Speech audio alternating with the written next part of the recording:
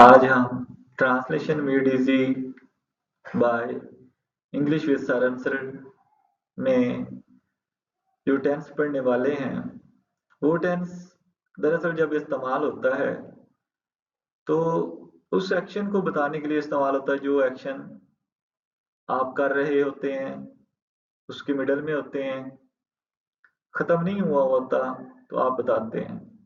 For example अगर मैं कुछ कर रहा हूँ, जैसे मैं लिखने का काम कर रहा हूँ तो कोई मुझसे पूछता है व्हाट आर यू डूइंग, तो इसका जो रिप्लाई मैं दूंगा, इसके लिए जो मैं टेंस इस्तेमाल करूंगा उस टेंस को आज हम पढ़ने वाले हैं। तो उस टेंस का नाम है present continuous tense. Present continuous tense ये ऐसे कामों के लिए, ऐसे एक्शंस को बताने के लिए इस्तेमाल होता है जो जारी होते हैं और उनको आपने बताना होता है। इसको सीखने का भी प्रैक्टिकली ये तरीका है कि आप कोई भी जब काम कर रहे हो तो जब आप उसके मिडल में हो, यानी आपने उसको शुरू कर दिया है, खत्म नहीं किया, उसके दरमियान में जो है आप उस काम को डिस्क्राइब करें। जैसे अगर मैं टीवी देख रहा हूं तो मैं कहूंगा आई एम वाचिंग टीवी। अभी ये वो जो है कंटिन्यू एक्शन, उसको बताने के लिए। तो आज इसके हम स्ट्रक्चर पढ़ेंगे। तो एफर्मेटिव सेंटेंसेस जो सादा जुमले होते हैं, एफर्मेटिव यानी जो सादा पॉजिटिव सेंटेंसेस होते हैं, उनका क्या फार्मूला है? उनका फार्मूला है टू बी, यानी टू बी में इज एम आर आ जाता है, इज एम आर आ जाता है, और उसके साथ जो है आपने प्रेजेंट पार्टिसिपल फॉर्म इस्तेमाल करनी है। यानी ये वाली जो फॉर्म है इसको हम चौथी फॉर्म भी बोलते हैं, आई और आई वी। आई वी चौथी फॉर्म भी इसको बोलते हैं। तो या पहली फॉर्म के साथ आईएनजी का इजाफा करते हैं, पहली फॉर्म के साथ आईएनजी का इजाफा करते हैं।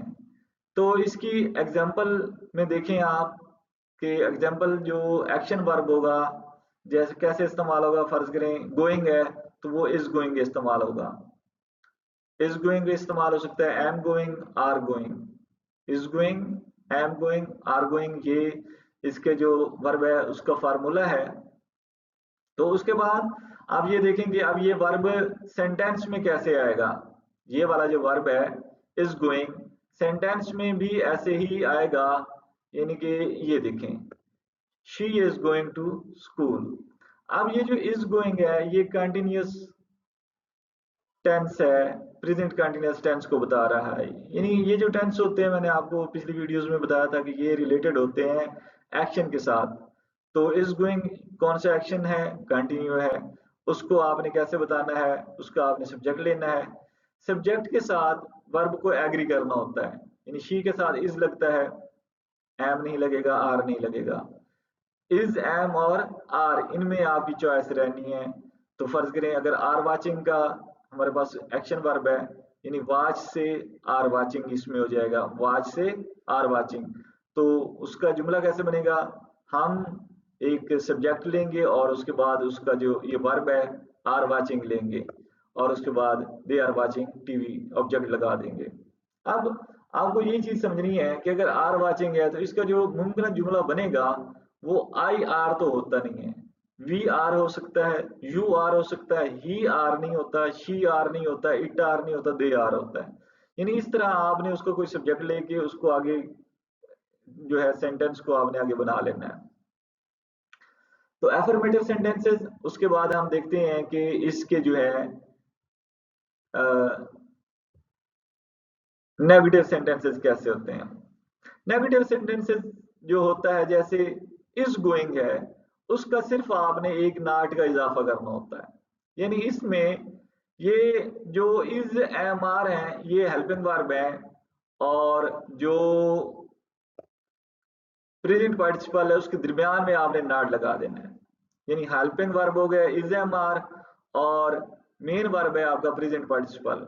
एक ये टोटल जो है वर्ब फ्रेज है, यानी इसमें मोर देन वन वर्ड है, इस वर्ब में मोर देन वन वर्ड है, यानी इज, एम, आर और साथ में प्रेजेंट पार्टिसिपल यानी कि बेस फॉर्म के साथ आईएनजी का इजाफा। इन बेस फॉर्म जो है प्रेजेंट पार्टिसिपल और इज, एम, आर के दरमियान जो है आपने नॉट लगा देना है और कुछ भी नहीं करना, सिर्फ नॉट, एक वर्ड नॉट लगाने से वो नेगेटिव सेंटेंस बन जाता है। ज्यादा ये मुश्किल नहीं है, सिर्फ एक जो है नॉट ही लगाना है आपने नेगेटिव बनाने के लिए। तो जैसे इज गोइंग था तो अब हो जाएगा इज नॉट गोइंग, और इज नॉट गोइंग का जो जुमला बनाएंगे, दरअसल यहाँ पे आपने इज जो है आप शी के साथ लगाएं, ही के साथ लगाएं, इट के साथ लगाएं, सिंगुलर नाउन के साथ लगाएं, वो इज नॉट गोइंग हो जाएगा। मैं आपसे ये कह रहा हूँ कि हमने क्योंकि वर्ब सीखना होता है, तो वर्ब लेके उसका कोई सब्जेक्ट लें, फिर उसको किसी ऑब्जेक्ट की तरफ या एडजंक्ट की तरफ या जो भी आपका आगे मजीद सेंटेंस कंटिन्यू होता है उसको सीखे करें।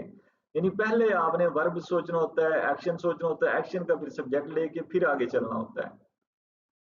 जुमले की जो सोचने का शुरू होना है वो आपका यहाँ से वर्ब से शुरू होना चाहिए, एक्शन से होना चाहिए।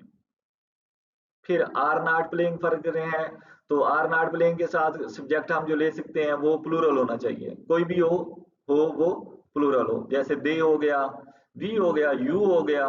तो इस तरह यानी यहाँ पे आप दे की जगह क्या क्या लगा सकते हैं, दे की जगह आप they are not playing cricket, you are not playing cricket, we are not playing cricket, boys are not playing cricket. यानी यहाँ पे जो भी आपने सब्जेक्ट लेना है वो आपने प्लूरल लेना है, वर्ब आगे सेम रहेगा। अच्छा, अगर आपने यहाँ पे सब्जेक्ट चेंज कर दिया है, मसलन ही लगा दिया, तो अब वर्ब भी चेंज हो जाएगा। अब वर्ब ही के साथ फिर वो, क्योंकि ही के साथ इज लगता है, ही के साथ सिंगुलर आना है, तो फिर ही इज नॉट प्लेइंग हो जाएगा। तो इस तरीके से आप जो है सीख जाएंगे कि आसानी के साथ जुमले को हमने वर्ब को कैसे जो है उसको चलाना होता है, कंजुगेशन उसकी कैसे करनी होती है, सब्जेक्ट वर्ब एग्रीमेंट कैसे करने होते हैं। तो नेगेटिव के बाद अब जो हम सीखेंगे वो है क्वेश्चन, इंटेरोगेटिव, सवालिया।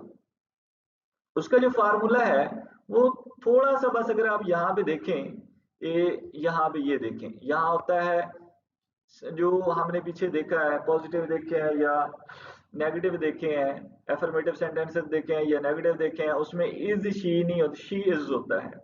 इसमें इसको आपने इन्वर्ट कर देना है, इनकी तरतीब को बदल देना है, उलट देना है।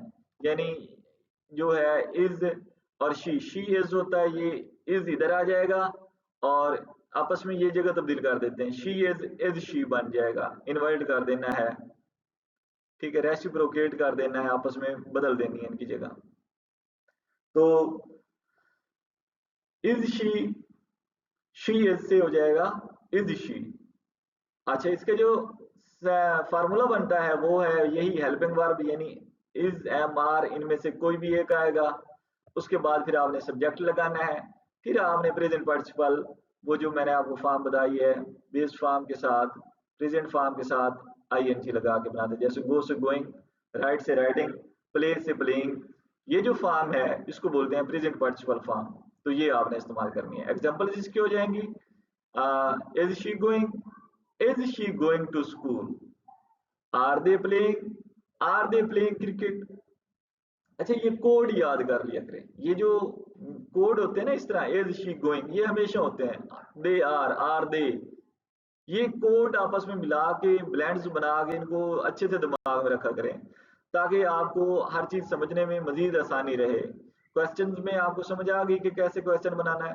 अब जब आप इस सारे का फार्मूला समझ जाते हैं, स्ट्रक्चर आपके समझ में आ जाती है, तो जब आप यानी कि इसको सेंटेंस का बनावट समझ जाते हैं, तो उसके बाद आपके पास आता है कि आप अब इसका यूजेज देख लें कि इसका यूजेज क्या है। इसका यूजेज है, the present continuous tense is used to describe actions happening at the time of speaking। यानी जब आप बोल रहे होते हैं उस वक्त जो काम हो रहा होता है उनको बताने के लिए प्रेजेंट कंटिन्यूअस टेंस का इस्तेमाल होते हैं। I am playing cricket, that's mean कि I am at the middle of this section, it is not finished, ये खत्म नहीं हुआ बल्कि मैं इसके मिडल में हूँ। इसको इसको बताने के लिए आपने किस टेंस का इस्तेमाल करना है, प्रेजेंट कंटिन्यूअस टेंस का।